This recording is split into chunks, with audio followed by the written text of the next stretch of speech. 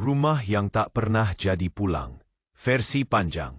Sejak kecil, Arlan tahu bahwa rumah bukanlah tempat yang layak disebut pulang. Dindingnya mungkin kokoh, atapnya mungkin tak bocor, tetapi suasana di dalamnya selalu dingin. Lebih dingin dari udara malam yang biasa menusuk tulang. Ayahnya jarang pulang. Selalu berkata sibuk dengan pekerjaan yang tak pernah ia ceritakan. Ibunya pun tak jauh berbeda. Lebih sering hilang entah kemana dengan alasan yang terdengar asing dan tak pernah masuk akal bagi seorang anak kecil. Arlan tumbuh di ruang tamu yang sunyi, hanya ditemani suara kipas angin tua dan jam dinding yang berdetak. Seperti mengingatkan bahwa waktu terus berjalan, sementara kasih sayang tidak pernah datang. Kadang-kadang ia menyalakan televisi, hanya untuk merasa ada suara yang menyapanya. Bahkan suara acara berita pun terasa lebih hangat daripada suara orang tuanya sendiri. Saat usianya menginjak 10 tahun, dunianya runtuh dengan cara yang begitu sederhana, namun menyakitkan. Kedua orang tuanya menghilang. Tanpa pamit, tanpa pesan, tanpa alasan. Mereka hanya menitipkan Arlan pada seorang tetangga tua bernama Bu Ratri, seorang janda yang hidup dari berjualan kue keliling, lalu pergi entah kemana. Arlan hanya ingat satu kalimat terakhir yang ia dengar, "Tolong jaga dia sementara." Sementara itu berlangsung bukan sehari, bukan seminggu, melainkan selamanya. Malam pertama tanpa orang tua, Arlan duduk di depan teras rumah Bu Ratri sambil memeluk lutut. Ia menatap pintu rumahnya sendiri yang kini tertutup rapat. Seakan ada garis tak terlihat yang memisahkan dirinya dari tempat yang dulu ia pikir akan menjadi rumahnya hingga dewasa. Lampu teras yang redup memantulkan bayangan kecil tubuhnya. Dan pada saat itu ia sadar bahwa dirinya benar-benar seorang anak yang ditinggalkan. Hari-hari berikutnya dipenuhi kebingungan. Arlan bertanya-tanya apa kesalahannya. Ia mencoba mengingat apakah ia pernah melakukan sesuatu yang membuat orang tuanya marah. Tetapi yang diingatnya hanya wajah lelah mereka dan punggung yang selalu membelakanginya. Kadang ia berharap mereka akan kembali mengetuk pintu, membawa pelukan, dan mengatakan bahwa semuanya hanya kesalahpahaman. Namun setiap suara sepeda motor atau langkah kaki di luar hanya memunculkan harapan yang segera dipatahkan kenyataan. Bu Ratri, meski hidup pas-pasan, merawat Arlan seolah ia cucunya sendiri. Ia memasakkan nasi panas setiap pagi, menyisihkan sebagian uangnya untuk membelikan sepatu baru ketika sepatu Arlan sobek. Arlan tahu bahwa wanita tua itu tidak punya banyak, tapi perhatian tulus itu membuat hatinya sedikit hangat. Walau luka lamanya belum sembuh. "Kalau kamu sedih, bilang saja sama Ibu Ratri," ucap wanita tua itu suatu malam ketika melihat Arlan menatap kosong keluar jendela. Arlan hanya menggeleng, "Saya nggak apa-apa, Bu." Tetapi dalam hatinya, ia ingin berkata, "Aku ingin ibu dan ayahku kembali." Di malam-malam yang sunyi, Arlan sering duduk di halaman belakang, memandangi langit yang penuh bintang. Di bawah langit itulah ia menyimpan banyak pertanyaan yang tak pernah terjawab. Kenapa aku ditinggalkan? Kenapa aku tidak cukup berharga untuk mereka? Setiap bintang yang berkelip seakan mengatakan bahwa ia tidak sendiri, namun kesunyian malam tetap membuat dadanya terasa sesak. Perlahan, rasa sakit itu berubah menjadi sesuatu yang lain. Bukan hilang, tetapi mengeras menjadi tekad. Arlan mulai memahami bahwa menunggu keajaiban hanya akan membuatnya semakin patah. Jika dunia tidak memberinya tempat, maka ia akan membangun tempatnya sendiri. Ketika teman-teman sekolah ulang disambut orang tua, Arlan pulang ke pondok kecil milik Bu Ratri. Ketika teman-temannya bercerita tentang hadiah ulang tahun atau jalan-jalan keluarga, Arlan diam sambil tersenyum tipis. Namun di balik senyum itu, ada api kecil yang menyala. Suatu hari, aku akan punya hidup yang lebih besar daripada rasa sakit ini. Ia belajar merapikan perasaannya, menyembunyikan luka di balik ketegasan. Ia mulai membantu Bu Ratri berjualan kue, menghitung ongkos, dan mengerti nilai uang sejak dini. Ia belajar hal-hal yang tidak diajarkan di rumahnya dahulu, karena rumah itu tidak pernah mengajarinya apapun kecuali kehilangan. Di usia yang masih belia, Arlan mengambil keputusan paling penting dalam hidupnya. Untuk tidak tumbuh menjadi seperti orang tuanya. Ia ingin menjadi seseorang yang tidak akan meninggalkan siapapun yang percaya padanya. Ia ingin membuktikan bahwa masa lalu yang retak tidak menentukan masa depan seseorang. Dan di bawah langit malam yang sama, di mana dulu ia menangis dalam diam, kini ia berjanji pada dirinya sendiri. Aku akan membuat tempatku sendiri. Aku akan membangun hidupku sendiri. Aku akan menjadi seseorang yang akan mereka sesali pernah tinggalkan. Itulah awal perjalanan Arlan, seorang anak tanpa rumah, yang kelak akan membangun istana dari keteguhan hatinya. Menghabiskan masa remaja dengan kemandirian versi panjang. Remaja bagi kebanyakan orang adalah masa bermain, masa mencoba hal baru dengan bebas, masa merasa dunia masih bisa menunggu. Namun bagi Arlan, masa remajanya dimulai dengan kenyataan pahit. Tidak ada yang akan menanggung hidupnya selain dirinya sendiri. Ia belajar lebih cepat daripada anak-anak lain bahwa hidup tidak menunggu siapapun, apalagi dia yang lahir tanpa privilese. Di usia 14 tahun, sementara teman-temannya pulang sekolah sambil tertawa dan merencanakan bermain sepak bola, Arlan melangkah menuju pasar tradisional. Di sana ia menjadi pengangkut barang. Setiap pagi dan sore, ia mengangkut karung sayuran, tumpukan buah, dan peti-peti berat yang hampir sebesar tubuhnya sendiri. Keringat mengalir membasahi wajahnya, namun langkahnya tetap mantap. Ia tahu upah kecil itu berarti makan malam untuk dirinya dan Bu Ratri. Para pedagang pasar mengenalnya sebagai anak yang tak pernah mengeluh. "Lan, antar ini ke mobil pelanggan ya," ujar seorang penjual cabai. "Siap, Bu," jawab Arlan sambil mengangkat beban seolah itu hal biasa. Kadang ia pulang dengan bahu pegal dan tangan lecet, tetapi setiap kali melihat kertas-kertas uang yang berhasil ia kumpulkan, ada rasa bangga kecil yang tumbuh di dadanya. Ia merasa berguna, ia merasa hidupnya bergerak maju, walau pelan, tapi tetap maju. Di usia 15 tahun, ia mendapat pekerjaan baru sebagai pelayan di sebuah warung makan kecil milik Pak Rano. Di sana, ia belajar hal-hal yang banyak orang anggap remeh. Bagaimana melayani pelanggan dengan sopan, bagaimana mengelola pesanan, dan bagaimana menjaga kebersihan dapur kecil yang selalu ramai. Arlan sering bekerja hingga malam, pulang saat jalanan sudah sepi dan lampu toko satu persatu dipadamkan. Namun sesibuk apapun hidupnya, Arlan tidak pernah melepaskan sekolah.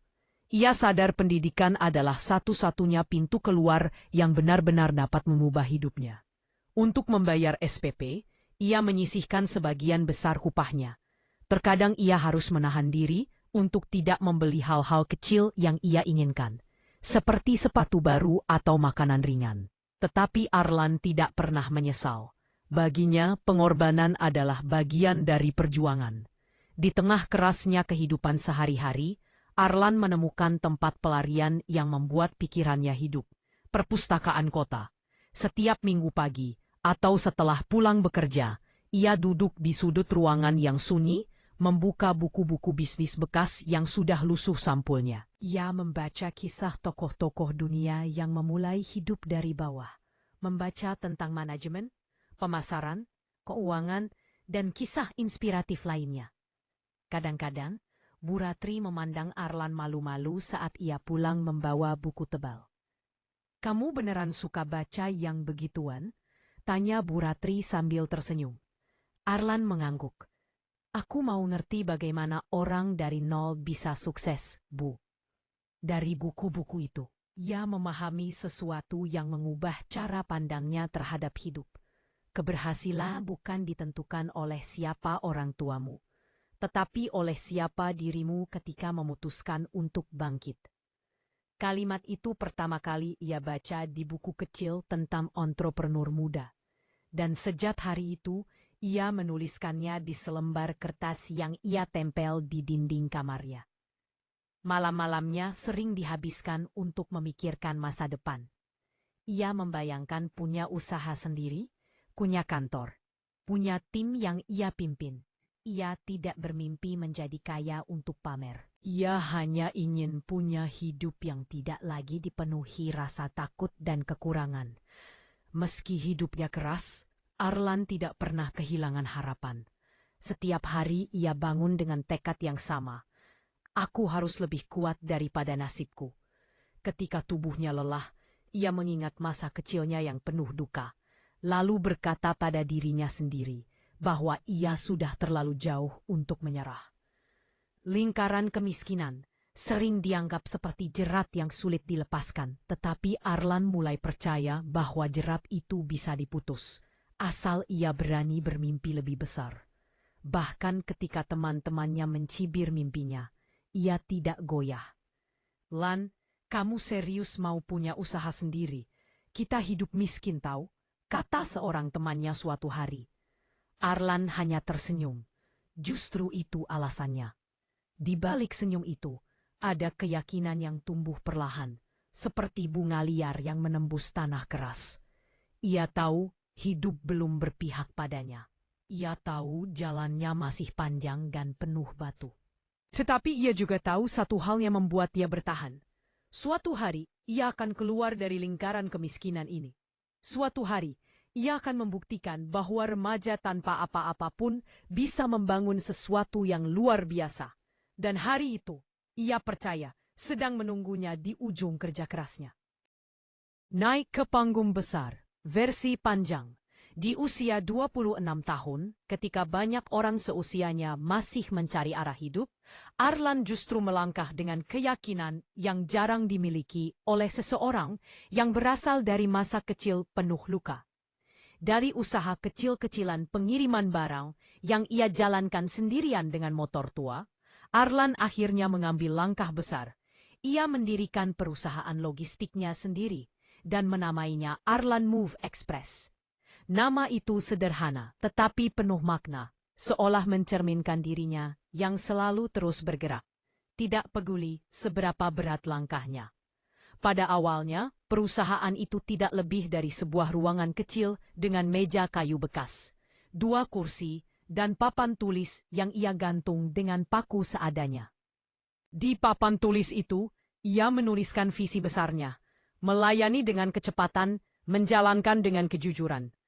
2 nilai yang ia pegang teguh dari pengalaman hidup. Cepat bekerja seperti ketika ia menjadi pengangkut barang di pasar. Dan jujur seperti ketika ia membantu warung makan Pak Rano. Hari pertama perusahaan berdiri, Arlan hanya punya 2 pegawai. Dirinya sendiri dan seorang pemuda bernama Salman yang ia kenal di pasar. Salman sama miskinnya dengan Arlan dulu. Tetapi ia memiliki etos kerja yang kuat.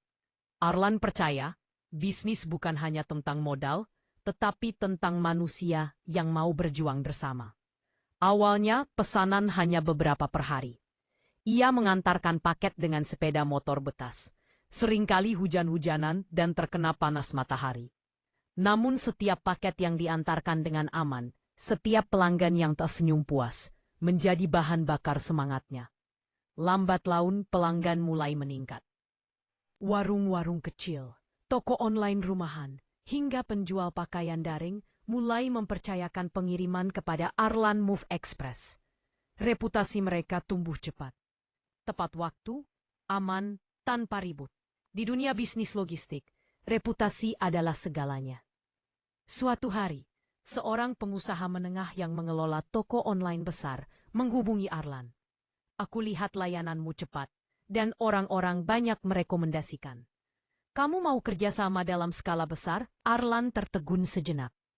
Ia tidak menyangka usahanya yang dulu hanya mimpi di perpustakaan bisa sampai pada titik di mana orang meminangnya untuk kerjasama besar. "Tentu," jawabnya mantap, meski dalam hati ia gemetar. Kerjasama itu membuka pintu lain. Perusahaan e-commerce lokal mulai melirik. investor kecil datang menawarkan modal tambahan. Perlahan, Arlan Move Express mulai memperluas armada. Dari 1 motor menjadi 5. Dari 5 menjadi 10.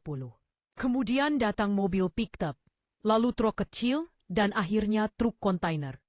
Dalam 2 tahun, perusahaan itu tumbuh lebih cepat dari yang pernah Arlan bayangkan. Ia mampu menyewa sebuah gudang besar yang menjadi pusat distribusi. Di dalamnya, puluhan pekerja mondar-mandir mengatur paket, mencatat barang masuk dan keluar, serta mengelola sistem pengiriman yang ia susun dengan teliti. Arlan sering berdiri di lantai 2 gudang, memandang kesibukan itu dengan mata yang tak pernah benar-benar percaya. Dari anak terlantar sampai punya ini semua, terkadang ia merasa seperti sedang bermimpi. Ekspansi besar-besaran pun dimulai. Ia membuka kantor cabang di Bandung, Surabaya, dan Medan.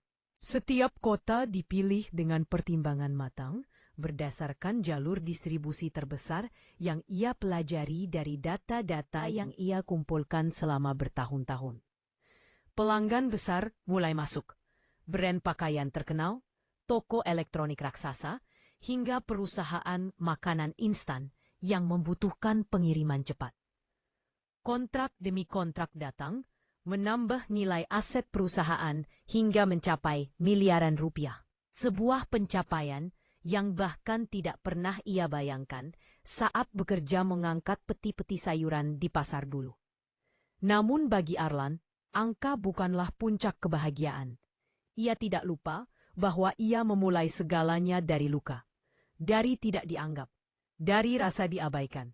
Kesuksesan ini adalah bukti bahwa seseorang bisa bangkit bukan karena masa lalunya membantunya, tetapi karena masa lalunya memaksanya untuk berubah.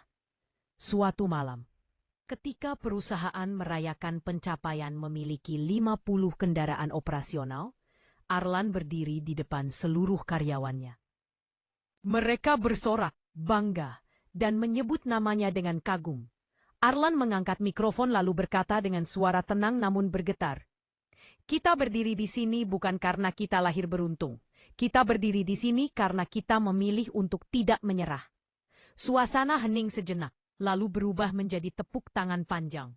Salman, pegawai pertamanya, menepuk bahunya sambil tersenyum lebar. Di puncak keberhasilan itu, Arlan menyadari satu hal penting. Kesuksesan bukan hanya soal uang, aset, atau gedung megah. Kesuksesan adalah ketika seseorang mampu mengubah luka menjadi kekuatan, rasa ditinggalkan menjadi alasan untuk terus melangkah. Dan malam itu, di tengah sorak-sorai para pekerja, Arlan Move Express tidak lagi hanya namanya, tetapi simbol perjalanan seorang anak terlantar yang berhasil naik ke panggung besar dunia bisnis dengan caranya sendiri. Di sana, di atas panggung itu, Arlan akhirnya menemukan yang ia cari seumur hidup. Sebuah tempat untuk pulang. Bukan rumah, tetapi pencapaian yang ia bangun dari keteguhan hatinya sendiri.